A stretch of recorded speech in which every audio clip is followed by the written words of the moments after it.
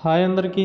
మీరెప్పుడైనా the company vent insolvent లేదా he was declared insolvent by the court అనే మాటలు విన్నారా?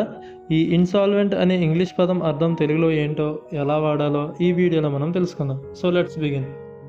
దీనికి డెఫినేషన్ ఏంటంటే being able to pay one's డెప్ట్ అని. అంటే తన రుణాలు, బకాయిలు చెల్లించలేనంత ఆర్థిక స్థితిలో ఉన్న వ్యక్తి లేదా సంస్థనే ఇన్సాల్వెంట్ అనే వర్డ్తో మనం చెప్పచ్చు. అంటే దీన్నే దివాలా తీయడం అని అనొచ్చు, లేదంటే అప్పులు తీర్చలేని స్థితి అని చెప్పవచ్చు, లేదంటే ఆర్థికంగా కూలిపోయిన వ్యక్తి లేదా సంస్థ అని కూడా చెప్పొచ్చు. ఇంక ఎగ్జాంపుల్ చూస్తే the company was declared insolvent and shut down అంటే కంపెనీ దివాలా తీసినట్టు ప్రకటించి మూసేశారు అని అర్థం. వీడియో నచ్చితే లైక్ చేయండి. మరిన్ని వీడియోస్ కోసం ఛానల్ని అయితే సబ్స్క్రైబ్ చేసుకోండి. Thanks for watching.